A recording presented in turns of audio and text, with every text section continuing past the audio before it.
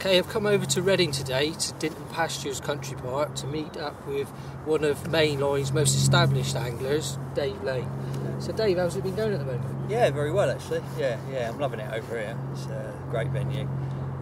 Raised it like it's Dinton Pastures. It's actually the sailing lake next to Dinton Pastures. Most people sort of think of Dinton as being White Swan, but this is the Black Swan Lake, which got a lot more mystery involved. It's only been fished for 3 years. It's a lot bigger lake. It's about 90 acres, I think.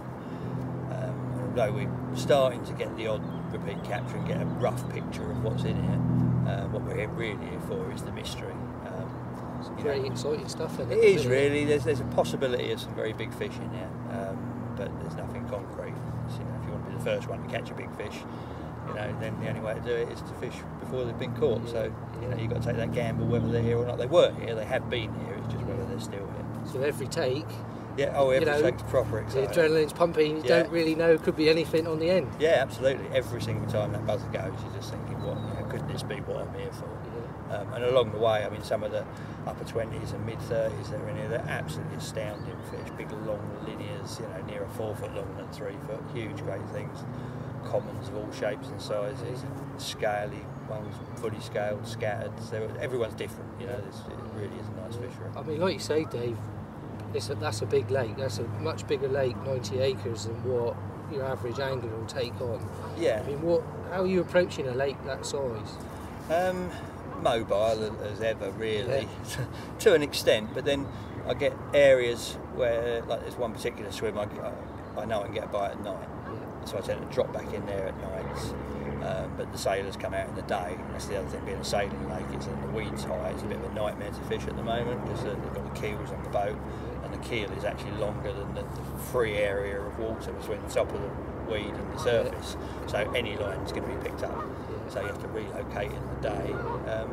Just eyes open, really, keeping an eye on the lake, seeing where you see fish, what's going on. Bait boys, boilies? Yeah, almost exclusively boilies. There's not a large head of bream in here, but they're quite big bream. They do like pellets, so I've sort of steered away from pellets on here a little bit. I quite like to bulk my feed with pellet, but you just get too many bream. So yeah, mainly boilies. And if I find an area, if I get a bite from a spot, because you can use a bait to boat up with, a boat to bait up with, I should say.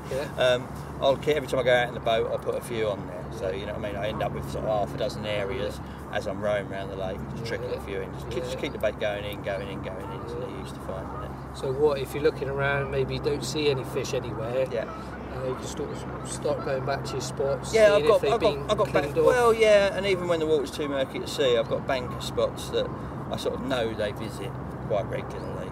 Most of them are distant spots because they're starting to get pressured a little bit now, so they feel safer at range.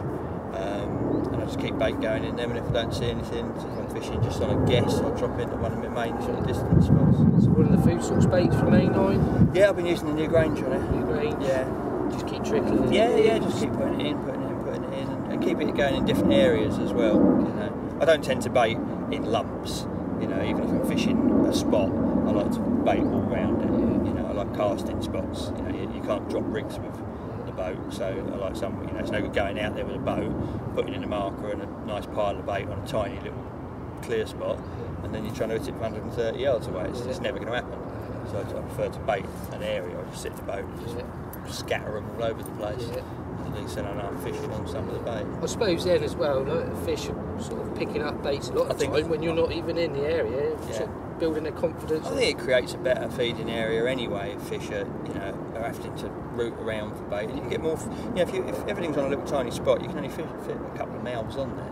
But if you've baited a whole big area, you can get maybe 20 fish in there all feeding. Get them going. They'll get a taste of the bait. Coming back for more, and some hidden down under the weed here and in the corner, and they're rooting around, and also tearing up the weed for you, and increasing the size of the spot you're fishing. Well, I think, Dave, the tactics are certainly working. By the way, I've seen you flying down these steps earlier on with a bit of a flying tape. So hopefully we can meet up again soon, and you'll have some more news for us. Yeah, hopefully. I'm looking forward to the autumn. I think that it should be a good autumn, and get them down on the bait, and hopefully we'll be clocking up a few more.